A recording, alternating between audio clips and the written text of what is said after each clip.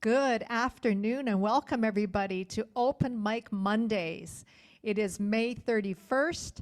I keep thinking it's June. I've been writing June on my calendar, and I guess I'm anxious for this summer to come.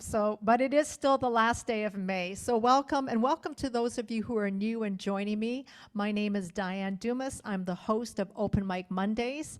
And we focus on, or actually highlight and feature a local artist every week on Mondays at noon. So you're in for a great surprise today. But just before we get started, I'm going to mention some things about that this program is being recorded. So please keep your mute on. You have an opportunity to communicate with us through the chat box. You can send your comments through that area and respect one another and their perspectives. And that's basically it. You can privately message me as well with any questions or inquiries that you might have. So without further ado, I would like to bring to you today a wonderful person and someone who's very enthusiastic about dance arts. Her name is Anne Patience, and she is actually a ballroom dancer. So we're going to learn so much about ballroom dancing today. Welcome, Anne, to the program, and thank you for agreeing to share your time and talent with us. Oh, glad to be here. It's a subject that if you start me talking on it, it'll be very hard for me to stop. Okay, so just before we get started, I wanted to mention that you're originally from Saskatoon. So I'm originally from Manitoba. So we were, on the other side of the borders. So I always have to put a big plug for the Westerners that come out to the east. And you're retired now. You've taught beginner ballroom level dance for about 2 years, and you've participated in a lot of team dance performances. So that's a little bit of background. Do you need to add anything to that before we start our chat? Just a small correction, which actually I'm sorry, I should have told you in the first place. I'm originally from Montreal, but I lived in the West since 1975. So, generally, just wanted to Okay, great. But other than that, no, you've got it pretty much. The other thing I do want to add, I am not a professional dancer. I am an amateur. Just sort of want to make it clear. All the more inspiring for our viewers today, because we're going to be inspired to actually, at least I know I am after watching some of your videos, to give ballroom dancing a chance once things open up a little bit more, because it looks like such a great activity. It looks like so much fun, and the music is just so flavorful. Yeah, it is. Yeah. It is fun. It's super fun. So yeah. Okay. How did you first get interested, and when did you start ballroom dance? Like, did you do it obviously you didn't ballroom dance as a child, but was this something that you came into in your retirement years? Just give us a little bit of background. So I always wanted to dance, always. I was never a good dancer type of thing. My sister was the dancer of the family, so I was sort of not encouraged, but I always wanted to, and I'm still not good at it. It still takes me a lot of work to actually, learn something. But I always wanted to do it, and I always loved music and wanted to do something to music. So music, is really one of the key factors. So when I was married, I was interested in ballroom dancing, but my husband wasn't interested, so we didn't do it, and that was fine. But after my divorce in 2008, after a couple of years, I started getting that idea again and thinking, oh, that might be something I can do now. So that's when I started. It was 2011 and I was 59 years old. So a late starter. But so that's how I started. Started a beginner. It took me 3 years to get through the beginner class. So that gives you an idea. And then basically took off from there and just kept doing more and more classes, and eventually, and actually was very lucky to meet a partner who really wanted to continue dancing as well. So we together got to the advanced, we worked at it. We got to advanced. We started teaching for a couple of years. We taught together. To get there, you do a lot of work, though. We did a lot of workshops. We went to Utah 3 years in a row, 3 summers in a row, to go to ballroom dance camps. And, there we were taught by professionals not at the sort of more at the intermediate level. We still weren't up there, but so, you know, then, and there's always workshops. Like once you start getting into that culture, everywhere you go, there's a workshop on something, or there's a dance somewhere, or there are lots of dance studios that teach different types of dances. So anyway, that's kind of how I started. Do you need a partner? Because there's probably a lot of ladies that want to dance. I may be wrong, but more than men. So if you're wanting to dance and your husband say doesn't want to, or you don't have a husband and you want to do ballroom dancing, are there rentable people in the studio, or men that are there that can become your partner for the class, or how does that work? Okay, so you don't let most dance studios do not require a partner. So what they do in the class is they rotate partners, and they do that for many reasons. First of all, because there may be some people that are there without a partner, and you want to make sure they all get a chance to learn the dance and practice it. So most places will rotate partners during the class, so you get a chance to dance with everybody. So that's partly to make sure everybody can dance, but it's also partly because when you learn how to dance with a person, it's best to try and dance with many different people, because every person has a different style, and you become a way better dancer if you don't get used to just one person's style of dancing. So you don't need a partner. However, it is easier if you have a partner, because then you might have someone to practice with, for example, and which is really important if you want to improve. Or you might have someone to go to dances with, like maybe you don't know a group of people yet. And so it's nicer to have a partner, but it isn't necessary to have a partner in most cases. However, I have to say, and you're right, the people who are single are mostly ladies. We call them follows, because most of the time they're the person who follows. However, there are some men, and in our club, there were quite a few couples who only one of the couple danced and the other one didn't care. So that person went out and danced, and the other person stayed home and did their own thing. So there are couples that happens to, and it's a great couple that can do that. So yeah. And a message to the men. Okay, here's a message to the men, because there tends to be fewer men than women who sign up. Here's the thing. It doesn't matter if you're a man, if you what you look like, how old you are, whatever. If you can dance, you are hot. So think about that. And you get the class for free, right? There's free training No, for men. no, you don't get the class for free. And as far as renting people, I mean, there are situations where you basically will pay a partner to partner you for a dance. So you can do that.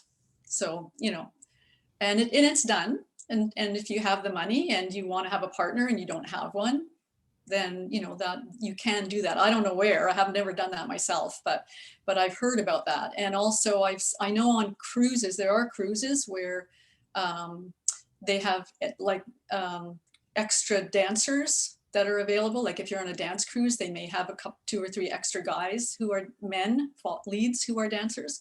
So it does happen. Once they finish in the kitchen, the chef comes in and then Yeah. the floor, right?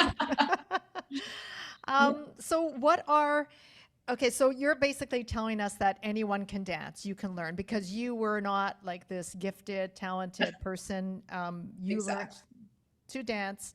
And I'm a real believer in that too. I think if there's a will, if there's a desire in your heart, you can learn to do anything. I really do believe that. And sometimes we always think, oh, I have to have talent to do that. No, you just have to like to do it, right? Yeah. And the other thing about that's right. And the other thing about dancing is you start from the beginning, like anything. If you learn a language, you don't suddenly have a conversation. If you learn to play the piano, you don't play a concerto to start with. You start from the beginning, and you can go as far as you want. Maybe you only want to learn basic steps just so that you can do a basic waltz or a foxtrot or whatever, and you're happy with that. That's fine. Or maybe you want to learn more and more, so that you can do it at whatever level you like, but you would need to start at the beginning if you're a beginner.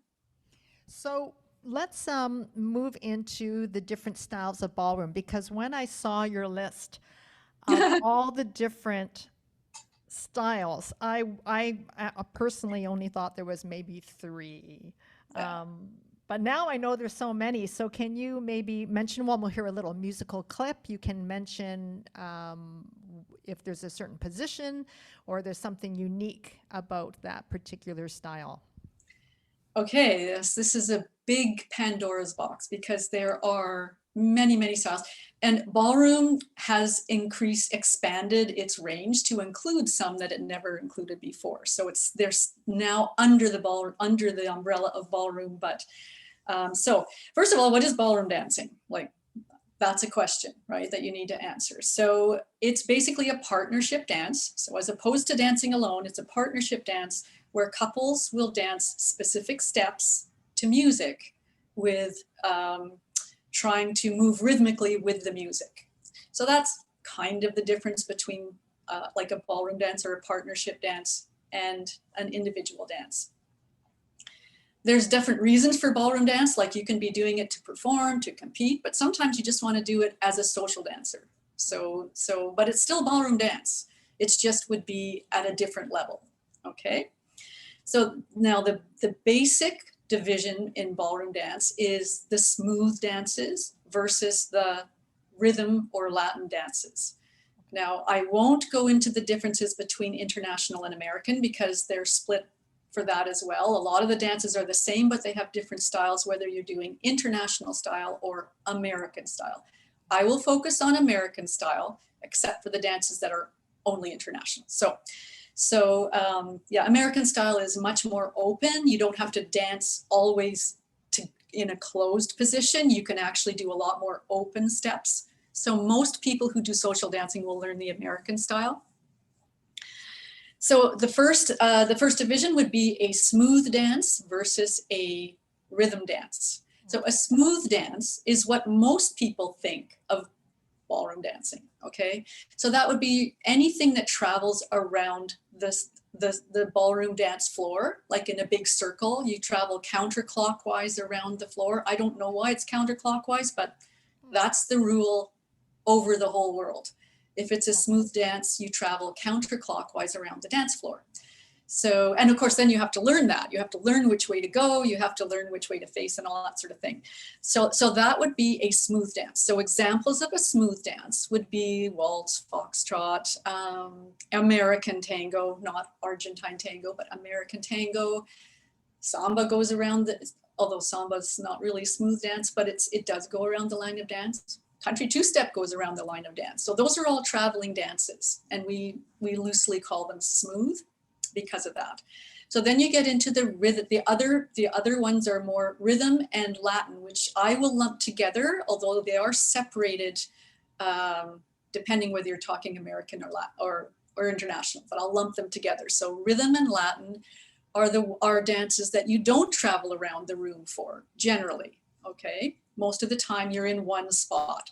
So examples of that, and I'll go into some more details on each one when we can do the music, but I'm just doing a big broad thing right now. So those types of dances would be a cha-cha, rumba, salsa, swing, your swing dances, like West Coast swing and triple swing and those types of dances. Those are done more on the spot. One of the reasons for that is because when they were developed, some of those dances were started out on the street. So there was no place to go to travel around a big circle. And the other reason is sometimes they were in very crowded nightclubs. So a lot of those dances kind of grew up, just having a small area to dance in. So that's the broad division of the smooth versus the rhythm and Latin. Okay. So I'll talk about some specific ones. I won't be able to go into all of them, of course. I have a quick question for you. Yes. So one of our viewers says that she had an ankle injury and she Yes. loved to dance. Yes. She had, I have put COVID quarantine. Oh, she's put on COVID quarantine pounds. Okay, Oh, so we're all there. We totally yeah. If I need to exercise, is this a good way to do it? She used to do ballet as a child, Ooh. And at 64, she feels like she's a bit out of shape. So I think Oh, I want to answer that question. Say absolutely. Do you agree, Anne? I think it depends what her What ankle the ankle injury injury? is. I mean, Yeah. I would say you'd want to sort of get that better first. Like it depends what type of injury it is. Like I've got arthritis in my toes and my hip, and I have to Okay. work around that. But an ankle injury probably needs to be healed first. But yes, absolutely would be a great way to exercise. If she's a total beginner, I would recommend waiting till COVID is over so she can go to in-person classes.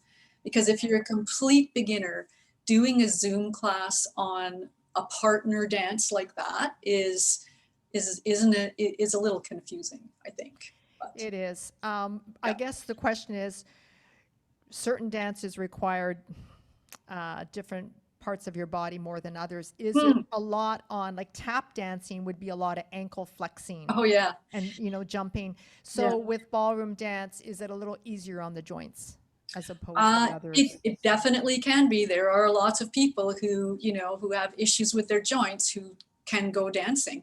I mean, you have to be careful of your shoes. You don't want to have shoes you wouldn't wear stiletto heels, for example. You'd wear flat shoes or very comfortable shoes. You want to make sure the shoes have a slippery bottom. So usually ballroom shoes have a suede bottom so that if you do turn it, you slide instead of injuring your knee because you're twisting. So you want those types of things, but you can get really comfortable shoes. A lot of the people in our club wore flat shoes when they danced. They did not wear, like heels or anything like that. So you can certainly do it, but you need to look after the ankle first. Which piece of music do you want to play for us first, and so we can take a listen to? Okay, so we're going along. Let's listen to, can I talk about Waltz first? There are two Sure. Waltz. Okay, so the first one I'll talk about is Waltz, which everybody will recognize. It's a 3/4 beat. It's basically 1, 2, 3, 1, 2, 3. There's lots of different types of waltzes, but the twos I will talk about is just the regular waltz, which is slower. It travels around the line of dance. It's a very romantic, graceful dance. It's one of the dances with the big frame, so that you have your posture up. Each of you are looking to your left, and then it's the type of dance that you just love to watch because it's very graceful and the music is beautiful. So we can play that one first, and then I'll talk quickly about Viennese. So this is an example of waltz.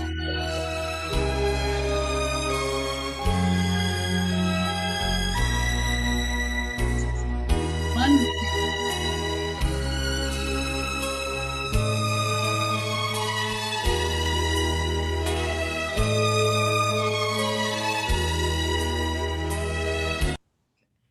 so did you hear the beat, the rhythm to that? 1, 2, 3, 1, 2. Then you can imagine it's very romantic and graceful, and big. So the other waltz I'll talk about is the Viennese waltz. Now this is one that everybody can recognize from the old, well, it comes from Vienna, right? So the old Viennese, the big ballrooms with the Strauss waltzes going around the circle. So the Viennese waltz is much faster than a regular waltz. So in regular waltz, you have a lot of rise and fall. When you're dancing, you're going down, up, down, that sort of thing. Viennese is too fast to do rise and fall. So it's much more twirling, or at least it looks like twirling, and you're a little bit more level. You can't do the same rise and fall. It's very, very fast. It's not a beginner dance. So we can listen to that music and you'll know right away why you can't do a slow dance to it.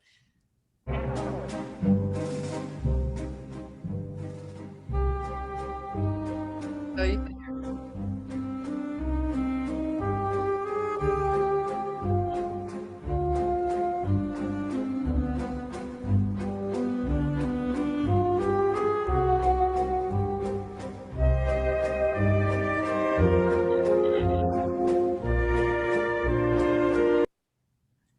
So it's a faster tempo. It's really about tempo, would you say?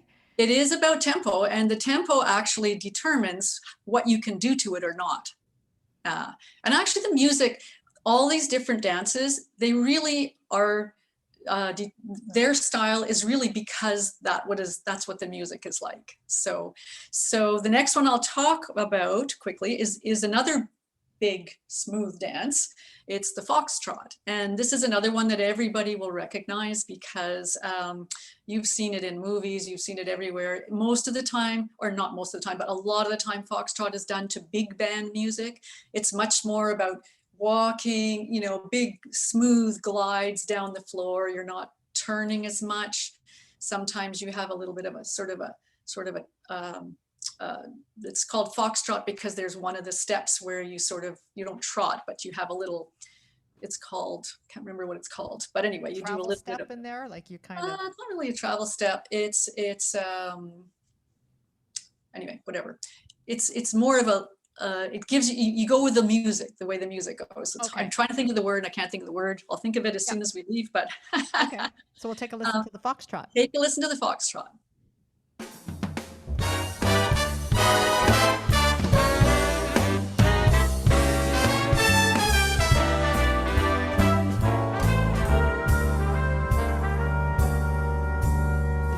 L is for the way you look at me.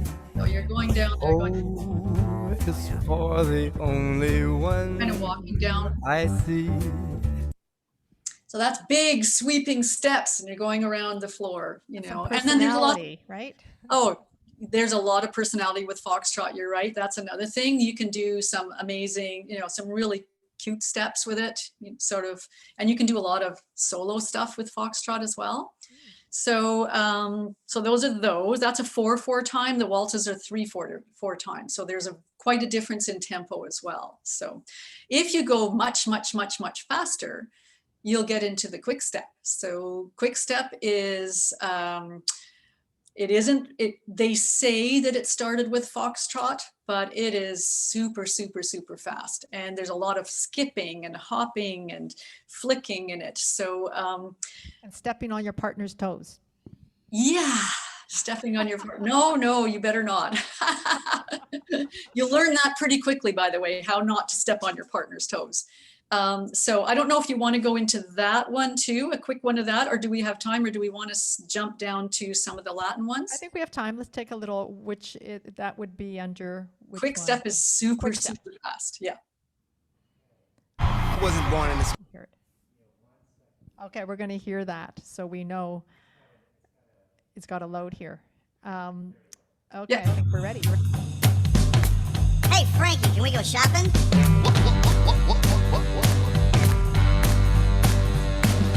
I'm gonna pop some tags. I got a C-note in my pocket. I'm looking for some bargains. This is freaking awesome. I'm gonna pop some tags. I got a C-note in my pocket. I'm looking for some bargains. This is freaking awesome. I walk into the club. So I have a question for you, because you Yeah. mentioned earlier that it's important that you dance with different partners and stuff because you get it, you know, a little bit more used to different styles. Yes. But if you learn a step like a foxtrot or the quick step, and I'm at a wedding and I've taken classes and I feel pretty competent, how do I know I'm going to be able to dance with another person on the spot? Is there there's definitely regimented steps, and if there Yes. is, then you follow that. But you're saying that there's variation from that. So how do you know to do the right thing? How does It's that a work? lot of practice, and you build confidence. One of the skills you need to build, so I'm thinking you're talking about if you're a follow, like you're a lady Right. and you're at a dance and somebody asks you to dance. Oh, you're good. You've taken, you know how to quick step, you know how to foxtrot, sure.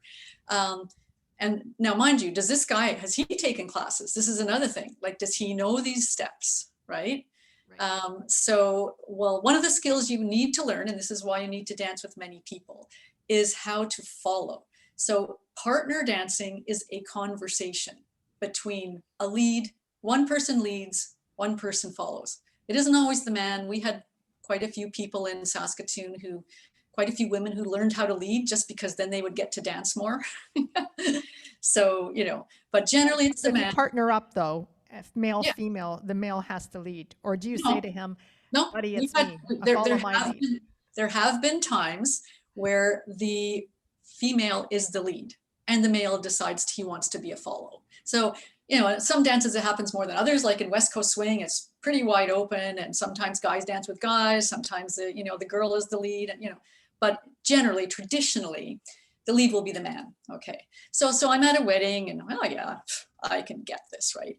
But you learn the conversation. You learn if he's learned how to lead, then he will be able to tell you when you need to do a turn. He'll be able to tell you, he'll be able to lead you correctly down the dance floor without crashing into anybody, that sort of thing. You learn as a follow, you learn to read the signals. You learn that when he moves this way, you move backwards, and you learn, it's all in your frame. Your frame has to be solid so that if he moves around, just his moving will get you to move. If your frame is solid and he moves your arms or whatever, your whole body moves. I thought it was like 3 taps on the shoulder means go No. this way. Or No, sometimes if for example,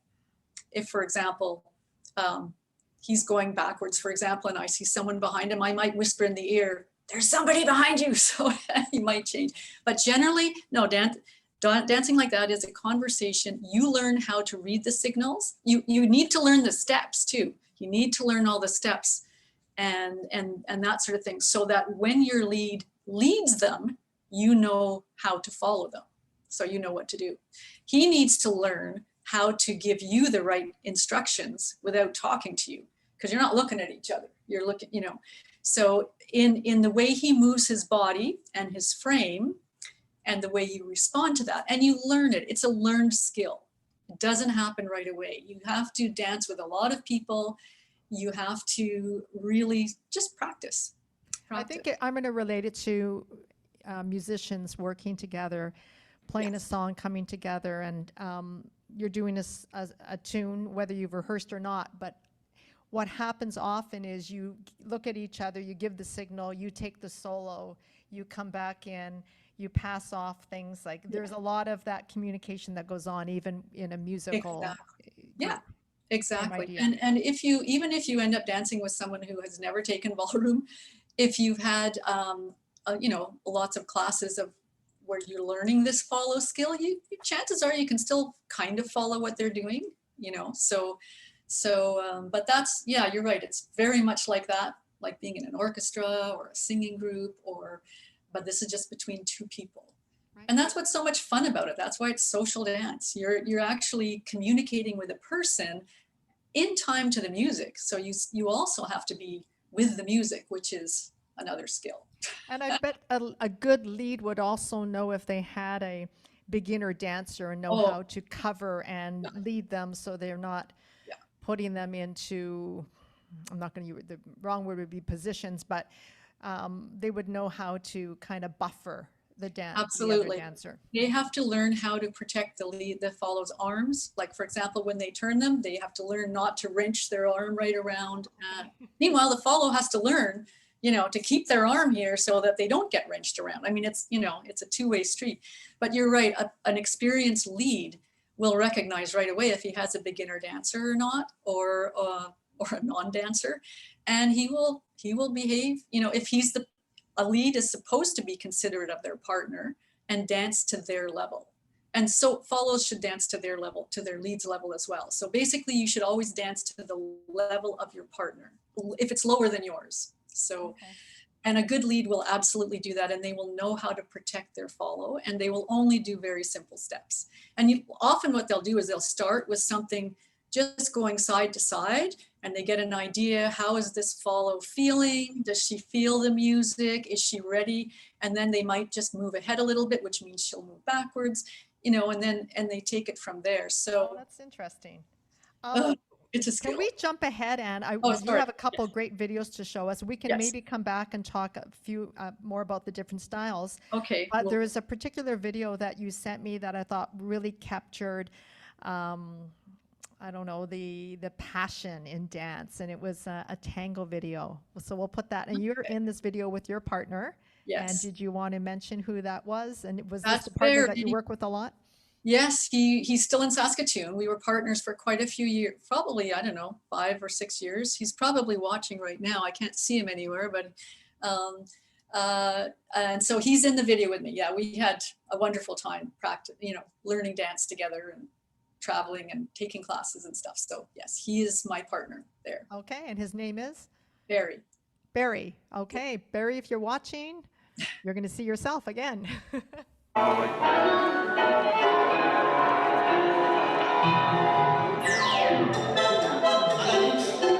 Jetzt geht's dann weiter. Nächste Aufgabe. Was für eine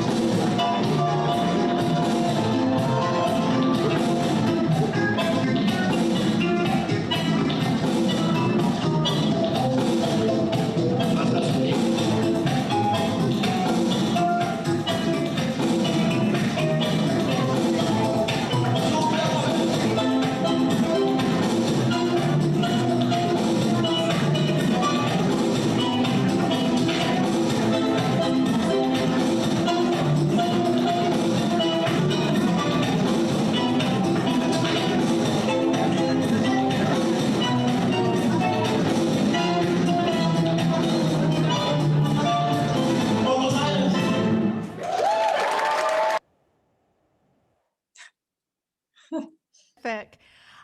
It's really interesting to see that you're obviously at the point when you're dancing and that you're taking in what's around you. You're not having to think so much about what you're doing. I mean, you are on one level, but yeah, it's thinking. auto as well, right? Autopilot.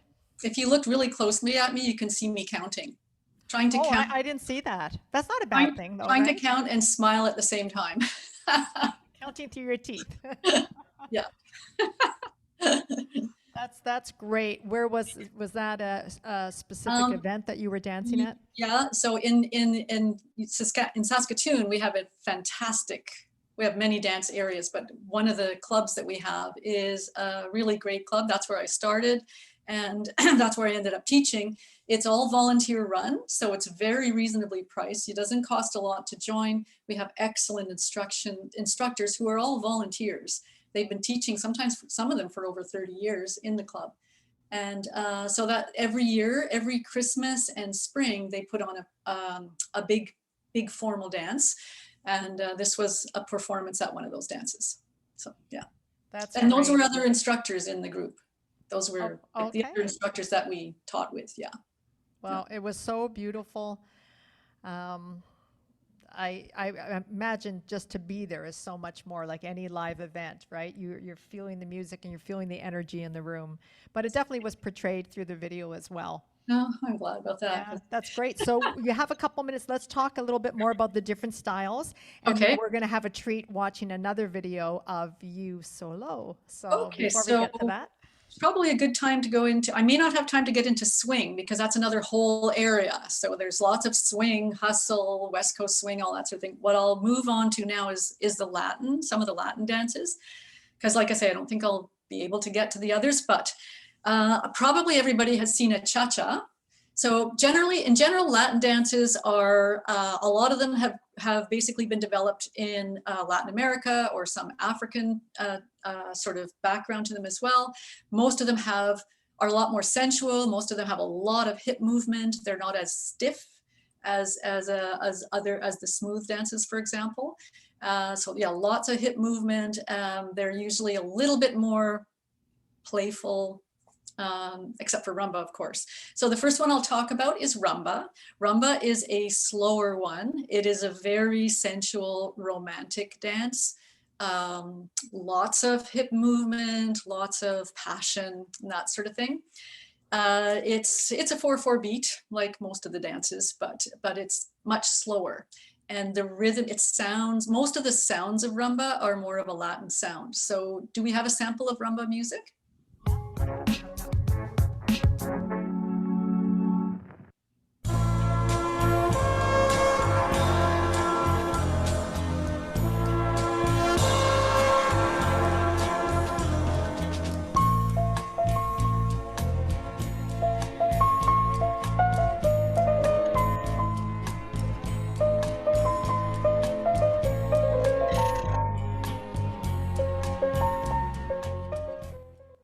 So the other thing about Latin music and dancing is the frame is not as open and big. It's a lot, sometimes it's a little closer. So a little closer up at the top. So that's another part of the feeling of it, okay? So that's rumba. You dance it with a slow, quick step. The next one I'll talk about is cha-cha because it is similar. It's a 4/4 beat as well, but the music is slightly different in that there's usually a little bump, bump, bump, which is when you do your cha-cha. So it's a little bit different music. It's much faster. The cha-cha is very energetic. It's flirtatious. It's lively, and you'll be able to tell that from the music, actually. Oh, here's a video Well, you too. can play the video.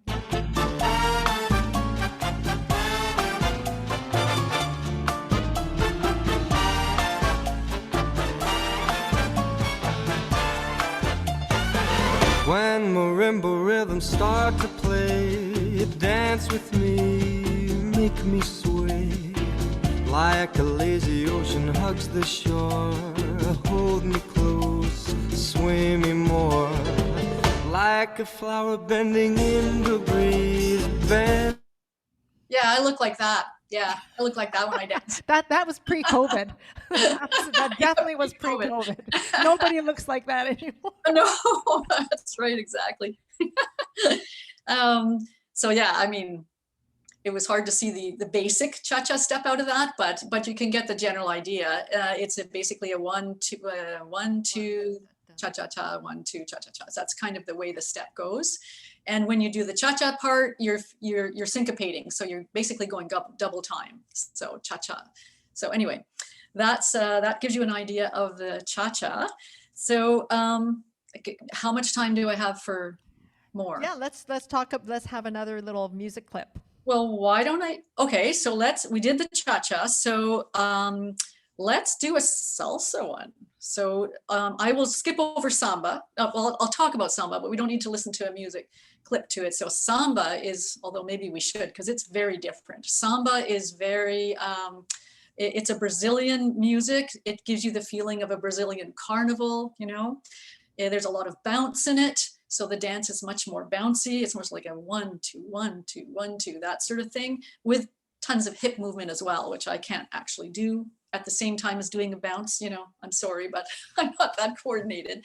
And if you go to a dance event, do the dancers, whether they're, I mean, not the experienced ones, but the ones who are learning or just the common people, can they tell which dance to do? So nobody's confused. You're not going to go on the dance floor and do a cha-cha when you should be doing rumba. Is it, I mean, Yes. unless they announce it, come on out for the cha-cha. But if they don't, how do you know? Is it just the rhythm, tempo, or extra Yes. things? A lot of it is the rhythm. Some are really easy, like a waltz, it's 3/4 time. There's not that many other dances that are 3/4 time. So that's fairly easy, but you're right. It's really hard.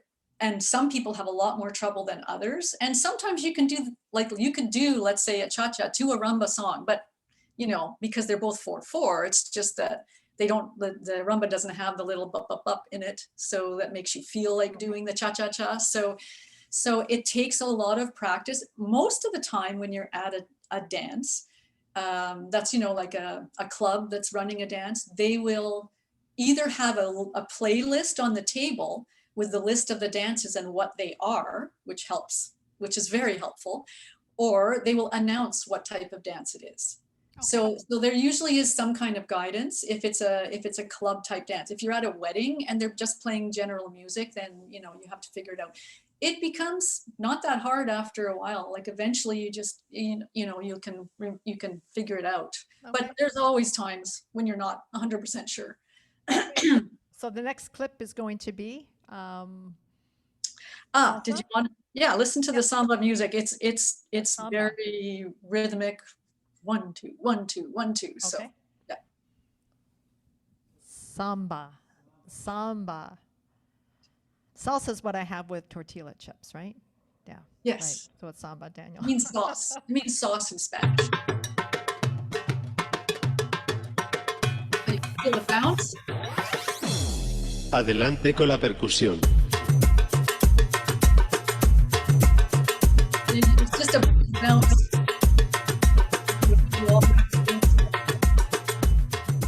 Yeah, that's great. So that gives the general feeling, which of course doesn't feel like a cha-cha or a rumba at all, Right.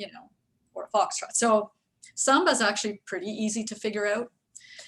Okay, so move on to salsa. So salsa and merengue and bachata are 3 Latin dances that have become super popular, and they're done in all over the place now, all over the world, I think. They all started kind of as street dances, so like a street dance in Cuba, they'd be salsaing out on the street, that sort of thing. In the Dominican, they did bachata out, and that sort of thing. So that's kind of how they all started. They're very, very popular right now. So the salsa is actually, there's different styles, but I'll talk about the LA style, which is kind of a little bit of a slot dance. So slot dance is mostly when you're sort of going back and forth in the same sort of slot, as opposed to circular. Like a Cuban salsa is circular. You go around in a circle a lot, but the LA is more of a slot sort of feeling to it. The rhythm is very, it's very specific, and you'll hear it when we hear the music.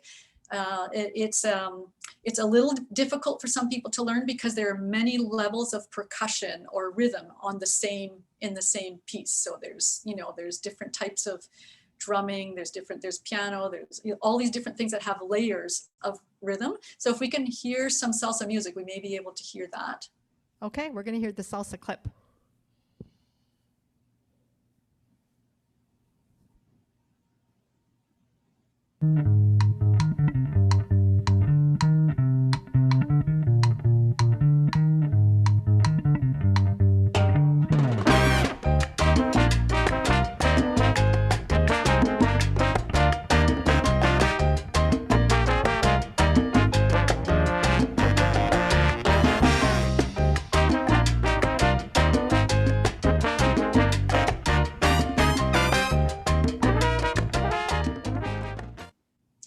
Makes you think of going on a holiday when I hear this music. Oh, it does. Right? Oh, it's Daniel also too, sitting here in the studio was saying, and Andrew, like, where are we going? Where's the tickets? Got to go to Mexico. Got to go to Cuba. So and there's a lot of style in salsa too. There's a lot of this types of hands where you see that their arms, this sort of thing. So they do a lot of that. There's a lot of in the partner dancing. There's a lot of twirling around with twisting your arms and all that sort of thing. It's really fun to watch and really fun to do. So So the next, you have a clip, and then I need to segue to okay. that you record it yourself at home. And I think this is going to be inspiring for our viewers because it was you practicing some salsa moves for a class. Well, can you tell us what the Okay, premise of so the- I'm currently taking classes with comedancing.ca, so I'll give a little plug in for them because they've been doing Zoom classes for a while. And one of their classes was a salsa workshop, and during that workshop, we all learned a choreography. And at the end of the workshop, we performed it all together, sort of on Zoom in our little squares. So this one was the one that I submitted. That was my square. So Okay, great. it's done in my living room. Well, there we go. And so much of Zoom now is the new platform.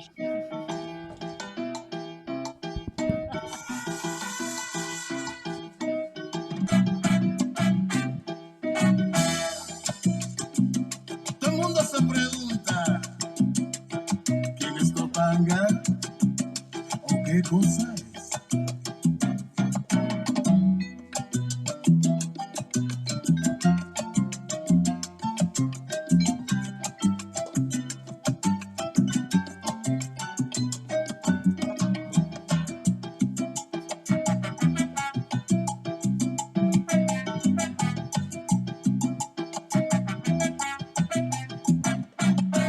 Topanga, a ti te gusta mi pachanga, sé que te gusta Topanga, anda, sé que te gusta y que te encanta. Esta salsa te encanta. Ay, Topanga, a ti te gusta mi pachanga.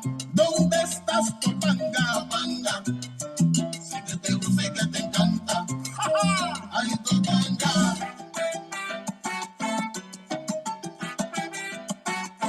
Pa' que lo baile mi gente en el mundo entero. ¡Échale salsa, Topanga!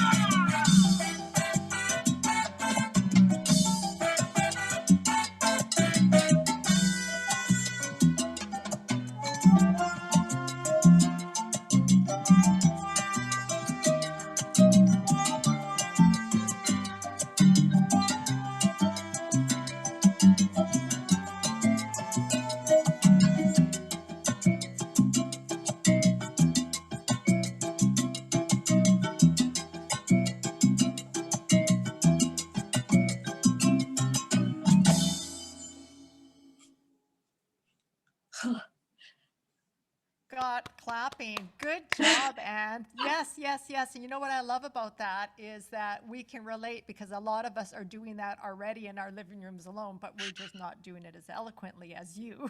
We're just kind of making Took it a up. lot of practice. It is. So that's really great to see. And the pursuit of still dancing during the last 14 months when there's been so many restrictions, and the fact that, like my music classes that have continued on Zoom, the dance classes have continued on Zoom. And how has that worked for you? I mean, obviously it's not the best, but you've made it work. Yeah, okay, so the advantages of it, actually, I've discovered a few advantages. I mean, the disadvantages, you're trying to learn ballroom or partner dancing, social dancing with no partner in your living room, like alone. And the teacher, who's done a super job, she's trying to teach both parts. Like, she doesn't have a partner either. So she's teaching the man's part, then she teaches the woman part, and we're all trying to learn. So that's not ideal for sure. But what is really helpful is because we have to practice all the parts by ourselves, we're getting better at our own balance, like we're not relying, you're never supposed to lean on your partner ever. You're supposed to keep your own balance.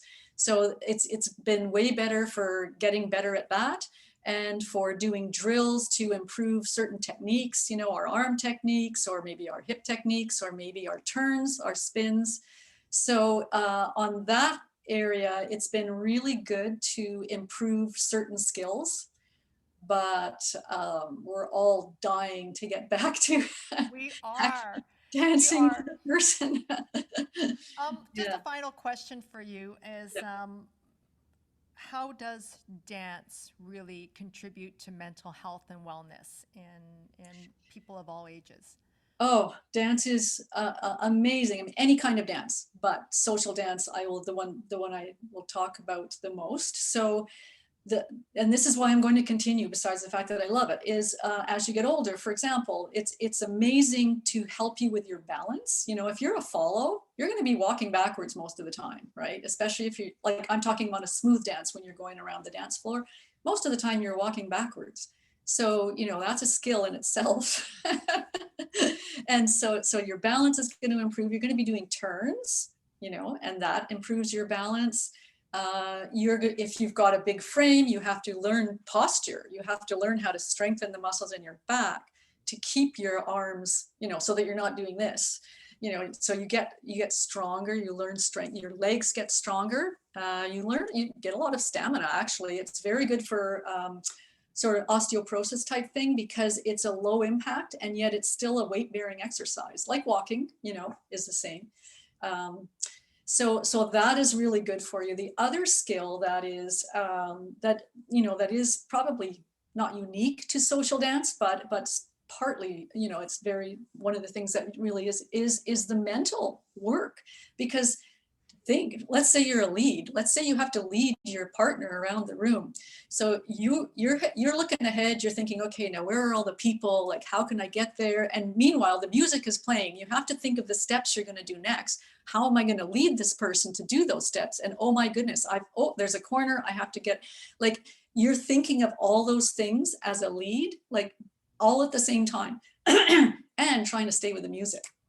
So, and as a follow, you're doing very similar. You're not having to make the decisions, but you're having to be totally responsive to your partner and do the steps that he is leading at the same time and with the music. So mentally, it's a really good exercise. So, you know, not just your coordination and the physical things that happen, but it's a very, very a good mental exercise as well. And there has been a lot of studies. I've read studies online that say that how good it is for your brain as you get older to keep that. And plus there's a social activity as well, you know, and social activity is so important as you get older.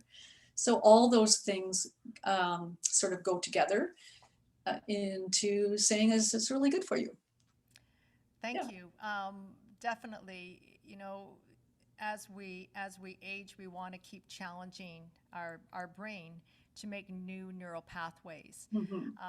And dance looks like it's probably a real great avenue to go to facilitate that. And just the enjoyment, the social part, and hearing the music, because when we hear music, it makes us want to move. It changes our mood. The music is so important, is so much a factor, you know. I mean, there's people that look like they have real trouble walking, then the music starts and they get up there and you know, suddenly they feel like they can walk better. You know, it's interesting you say that. It reminds me, I think the piano player was Tommy Flanagan. I think so. I saw him years ago at the top of the Senator, and he came in and it was a jazz piano bar, and he came in and he was hunched over and he looked really decrepit. And we thought, okay, is he going to, you know, be alive for this set? He looked and he sat down at the piano and he transformed. Yeah. It was like all of a sudden his posture changed, his energy level. It was, you know, obviously it left a really big impression on me. Once you're just connected to that element. Oh yeah, for sure. No. To another place. Yeah, it does. And if you can combine anything with your voice, I mean, I was always jealous of anybody who could sing, you know, in my next life, that's what I'm going to do. Speaking of which, yes, you can sing. You ready for your song? You can mute. Thank you so much, Anne. You've been such a great person to interview today. Your passion for dance has shown through and you've inspired all of us. I think I'm speaking on behalf of all of our viewers to at least look at ballroom dancing in a different way, and we've learned so many things today that we have a greater appreciation for the dance art form. And I'm sure when COVID, the restrictions are lifted, we're going to start looking for some of those studios to maybe come and take a couple classes. There's lots out there, so yeah, all different kinds. Anyway, thank you. It was lots of fun. So. Thank you, Anne. Thanks. We're going to end the program with something that I thought had a little bit of a Latin feel. And this is a really famous song from 1940s. Besame mucho. I would just be so thrilled to sing this in Spanish for you or French, but I don't have those languages at my tip of my tongue, so it's going to be in English. So join me. The lyrics and chords will be on the screen.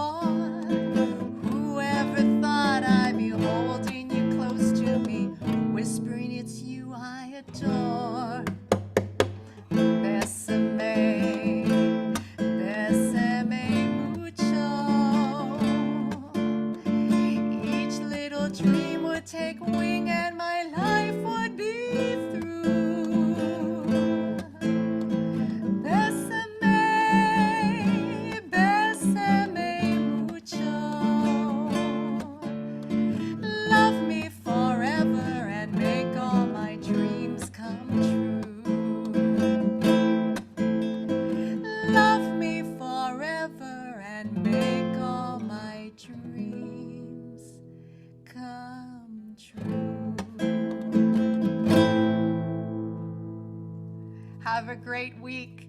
We'll see you next Monday.